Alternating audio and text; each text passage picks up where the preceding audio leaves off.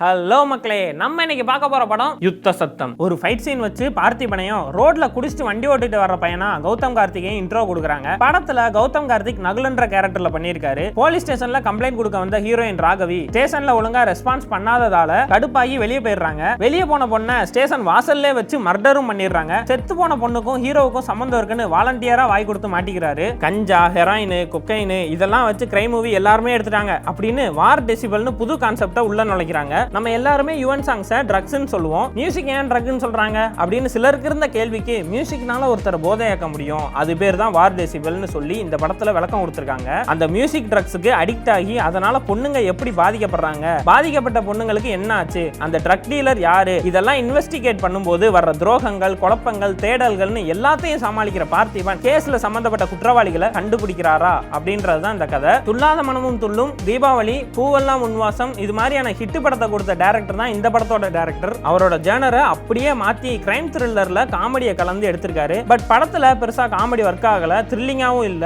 Screen பிளேவும் பேடா இருக்கு, கதையும் லேகா இருக்கு. படத்துல வர கேரக்டர் சீனுக்கு சம்பந்தமே இல்லாம ரியாக்ட் பண்ணி சீனை கெடுக்குறாங்க. ராகவி வீட்டுல வேலை பார்க்குற மாதிரி ஒரு பொண்ணு வராங்க. போலீஸ் விசாரணையில அவங்க போய் சொல்றாங்கன்னு படம் பார்க்குற நமக்கே தெரியுது. ஆனா போலீஸ் கண்டுக்காத மாதிரி அவங்கள தப்பிக்க விடுறாங்க. அப்புறம் தப்பிக்க விட்ட பொண்ணை பிடிச்சி விசாரணை பண்ணிட்டு எப்போ ரிலீஸ் பண்ணாங்கன்னு தெரியல. திடீர்னு ஒரு சீன்ல மாடர்ன் பொண்ணா பப்புக்கு வராங்க. பொதுவா லவ் பண்ற பொண்ணு செத்தா எல்லாருக்குமே ஒரு ஃபீலிங் இருக்கும். ஆனா ஹீரோ ஃபீல் பண்றத பார்த்தா லவர் தானா நமக்கே சந்தேகம் வருது. திடீர்னு ஒரு சீன்ல பப்புக்கு வந்த வேலைக்கார பொண்ணு கூட டான்ஸ் பண்றாரு. இவங்க ரெண்டு பேருக்கும் என்ன சம்பந்தம்னு கதை முடிகிற வரைக்கும் தெரியல. பப்புல நகுலன் கண்ணோட நிப்பாரு. கேட்டா தான் கையில கண் எப்படி வந்துச்சுனே தெரியலன்னு சொல்லுவாரு. இப்படி படம் முழுக்க குழம்புற மாதிரி சீன்ஸ் நிறையவே இருக்கு. ஹீரோவோட ஸ்பேஸை அப்படியே ஆக்குபை பண்ணி பார்த்திபன் நல்லாவே ஸ்கோர் பண்ணிட்டாரு. அவர் கூட ஸ்டேஷன்ல இருக்க போலீஸ் எல்லாம் ரொம்பவே வீக்கா இருக்காங்க. போலீஸ் கேரக்டர் தான் வீக்குன்னு பார்த்தா ஹீரோவா வர்ற நகுலன் கேரக்டரும் வீக்கா இருக்கு. பார்த்திபன் தாங்க மொத்த படத்தையும் தூக்கி தான் தோல்ல தாங்குறாரு. அவரோட நக்கல் நையாண்டிக்காகவும் அவர் ஆக்டிங்காகவும் படத்தை ஒரு தடவை பார்க்கலாம். இந்த படத்தை நீங்க பார்த்துருந்தீங்கன்னா உங்களோட கருத்துக்களை கமெண்ட் பாக்ஸ்ல சொல்லுங்க. பார்க்காதவங்க பார்த்துட்டு வந்து சொல்லுங்க. இது மாதிரி இன்னும் பல மூவி ரிவ்யூஸ் நம்ம நியூஸ் சேனல்ல வரும். அதனால சப்ஸ்கிரைப் பண்ணிட்டு ரெடியா இருங்க.